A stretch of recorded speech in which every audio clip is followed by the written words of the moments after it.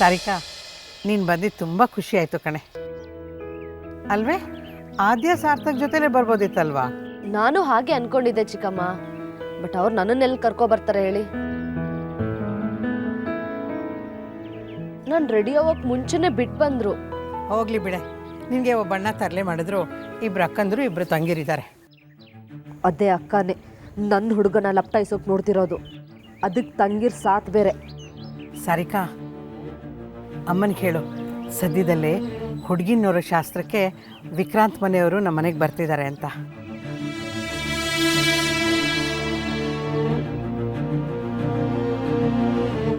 ಅವತ್ತೇ ನಿಶ್ಚಿತಾರ್ಥ ದಿನಾನೂ ಗೊತ್ತು ಮಾಡ್ತಾರೆ. ನೀವೆಲ್ಲರೂ ಅವತ್ತು ಅಲ್ಲೇ ಇರಬೇಕು. ಶುಭ ಕಾರ್ಯ ಅಂದಮೇಲೆ ಎಲ್ಲರೂ ಒಟ್ಟಿಗೆ ಸೇರಿದ್ರೇ ಚಂದ ಅಲ್ವಾ? ಅಯ್ಯೋ, ಏನ್ ನಿಶ್ಚಯ ಮಾಡಿದ್ರೇನ್ ಚಿಕ್ಕಮ್ಮ? ಈ ಮದ್ವೆ ಮಾತ್ರ ನಡೆಯಲ್ವಲ್ಲ?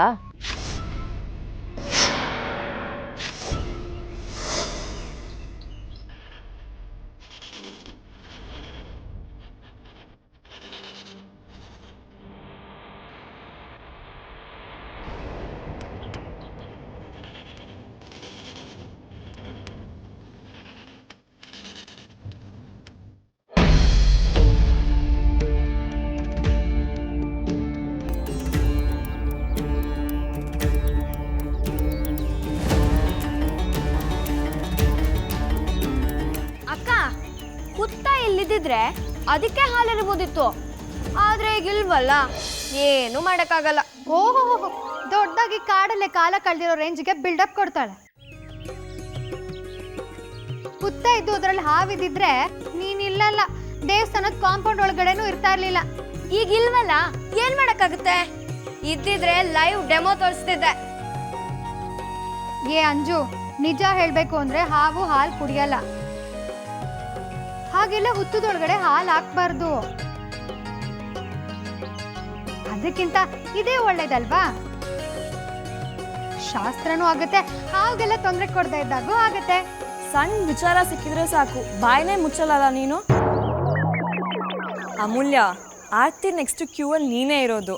ಬೇಗ ಮದುವೆ ಆಗಲಿ ಅಂತ ದೇವ್ರ ಹತ್ರ ಬೇಡ್ಕೊ. ಅದಕ್ಕೆಲ್ಲ ಇನ್ನು ಬೇಜಾನ್ ಟೈಮ್ ಇದೆ. ಅದು ಸರಿ, ಈ ಅದಿತಿ ಅಲಂಕಾರ ನೋಡ್ಕೊಂಡು ಬರ್ತೀನಿ ಅಂದ್ಲು, 1 ನಿಮಿಷದಲ್ಲಿ ಇಲ್ಲಿ ಇರ್ತೀನಿ ಅಂದ್ಲು. ಈ ಲೈಫಲ್ಲಿ ಅದಿತಿ ಮಾತಾಡಿ ನಂಬಂಗೆ ಇಲ್ಲ. ಸರಿ, ಅದಕ್ಕೆ ನಾನು ಪ್ರದಕ್ಷಿಣೆ ಹಾಕೊಂಡು ಬರ್ತೀನಿ.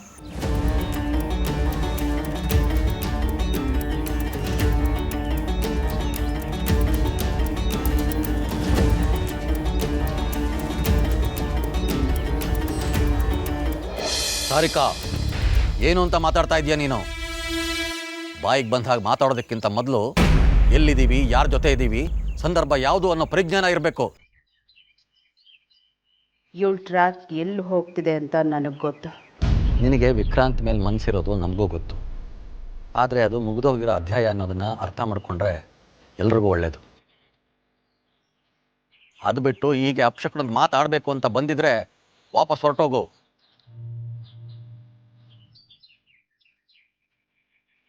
ಅಯ್ಯೋ ಚಿಕ್ಕಪ್ಪ, ಬೇಜಾರು ಮಾಡ್ಕೋಬೇಡಿ. ಈಗ ನಾನು ವಿಕ್ರಾಂತ್ ಅವ್ರನ್ನ ಹಾಗೆ ನೋಡ್ತಾ ಇಲ್ಲ. ಏನೋ ಸ್ಲಿಪ್ ಆಗಿ ಮನ್ಸಲ್ಲಿದ್ದಿದ್ದ ಆತಂಕ ಮಾತಾಗಿ ಬಂದ್ಬಿಡ್ತು ಅಷ್ಟೆ. ಹಾಗಂತ ನಾನು ಹೇಳಿದ್ದೆಲ್ಲ ಸುಳ್ಳಂತಲ್ಲ, ನನ್ನ ಮಾತಿಗೆ ಕಾರಣ ಇದೆ. ಸಾರಿಕಾ, ಏನು ನಿನ್ನ ಮಾತಿನ ಅರ್ಥ? ಇದಕ್ಕಿದ್ದ ಹಾಗೆ ಮಾತಾಡಿದೆ ಅಂತಾನೂ ಹೇಳ್ತಿದ್ಯಾ? ಆಡಿದ ಮಾತಿಗೆ ಬೇರೆ ಕಾರಣ ಇದೆ ಅಂತಾನೂ ಹೇಳ್ತಿದ್ಯಾ? ಮಗುನ ಚಿವುಟಿ ತೊಟ್ಲು ತಗೋ ಕೆಲಸನೂ ಮಾಡಬೇಡ. ಅರ್ಥ ಆಗೋ ಥರ ಮಾತಾಡೋದಾದರೆ ಮಾತಾಡು, ಇಲ್ದಿದ್ರೆ ಸುಮ್ಮನಾಗ್ಬಿಡು. ಚಿಕ್ಕಮ್ಮ, ನಾ ಈ ಮಾತನ್ನ ಹೇಳಬೇಕು ಹೇಳ್ಬಾರ್ದೋ ಗೊತ್ತಿಲ್ಲ, ಆದರೆ ಹೇಳ್ತಾ ಇದ್ರೆ ಅಪಾರ್ಥ ಆಗುತ್ತೆ. ಅದಕ್ಕೆ ಹೇಳ್ತಾ ಇದ್ದೀನಿ. ಸುವಾಸಿನಿ ಅತ್ತೆ ಮತ್ತೆ ಶ್ರೀಧರ್ ಮಾವ ಒಂದು ಡಿಸಿಷನ್ ತಗೊಂಡಿದ್ದಾರೆ. ವಿಕ್ಕಿ ಮದ್ವೆಗೆ ಮುಂಚೆ ವೇದಾಂತ್ ಮದ್ವೆ ಮಾಡ್ಬೇಕನ್ನೋದೇ ಅವ್ರ ಆಸೆ. ದೊಡ್ಡವನಿಗೆ ಮದ್ವೆ ಮಾಡದೆ ಚಿಕ್ಕವನಿಗೆ ಮದ್ವೆ ಮಾಡಿದ್ರೆ ಸಮಾಜ ಏನ್ ಮಾತಾಡುತ್ತೆ ಅಂತ ಅವ್ರ ಚಿಂತೆ. ಆದ್ರೆ ವೇದಾಂತ್ ಹೇಗೆ ಅಂತ ಎಲ್ಲಾರ್ಗೂ ಗೊತ್ತು. ಅವನ್ ಮದ್ವೆ ನನ್ನ ಮಗನ ಬಗ್ಗೆ ಇನ್ನೊಂದೇ ಒಂದು ಮಾತಾಡಿದ್ರು ನಾನು ಸುಮ್ಮನೆ ಇರಲ್ಲ ಸಾರಿಕಾ. ಅದು ಹಾಗಲ್ಲ ಅತ್ತೆ. ಸಾರಿಕಾ, ನೀನು ಸುಮ್ಮನೆ ಇರು. ಸುಹಾಸಿನಿ ಅವರೇ, ನನ್ನನ್ನು ಕ್ಷಮಿಸಿ. ನಾನು ಹೀಗೆ ಹೇಳ್ತಾ ಇದ್ದೀನಿ ಅಂತ ನೀವು ತಪ್ಪು ತಿಳ್ಕೊಬೇಡಿ. ನಿಮ್ಮ ಮಗನ ಬಗ್ಗೆ ನನಗೆಲ್ಲ ಗೊತ್ತಿರೋದ್ರಿಂದ ಹೀಗೆ ಮಾತಾಡ್ತಾ ಇದ್ದೀನಿ. ಅವನು ನಿಜವಾಗ್ಲೂ ಮದುವೆಗೆ ಒಪ್ತಾನ? ಅದು ಅವನಿಗೆ ಬಿಟ್ಟಿದ್ದ. ಈ ಟೈಮ್ನಲ್ಲಿ ನಾವು ಹಾಗೆ ಅಂದ್ಕೊಳ್ಳೋದಕ್ಕಾಗೋದಿಲ್ಲ ಅಲ್ವಾ?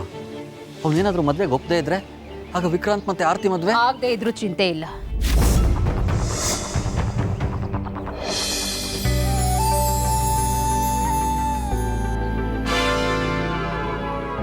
ಆಕ್ಚುಲಿ ಅಕ್ಕನ ನೆಕ್ಸ್ಟ್ ಕ್ಯೂನಲ್ಲಿರೋಳು ನಾನೇ ಅಲ್ವಾ? ಏನ್ ತಮಾಷೆನಾ? ಅಮ್ಮ ತಾಯಿ, ನನಗೆ ಅಂತ ಹುಟ್ಟಿರೋ ಅದ್ಭುತವಾದ ಗಂಡಿ ಪ್ರಾಣಿನ ತೋರಿಸು ಅಂತ ಆಗ್ಲೇ 2 ಸಲ ನಿನ್ ಕಸಿನ್ ಇರೋತಲ್ಲ ಕೇಳ್ಕೊಂಡಿದ್ದೆ. ಯಾಕೋ ನಮ್ ಟೈಮ್ ಚೆನ್ನಾಗಿರ್ಲಿಲ್ಲ ಅನ್ಸುತ್ತೆ.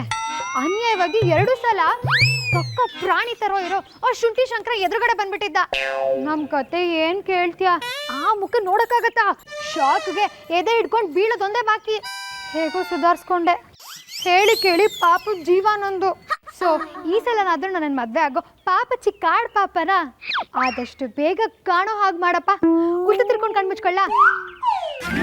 ಬೇಡ ಬೇಡ ಬೇಡ, ಈ ಕಡೆ ತಿರ್ಕೊಂಡು ಕಣ್ಮುಚ್ಕೋತೀನಿ.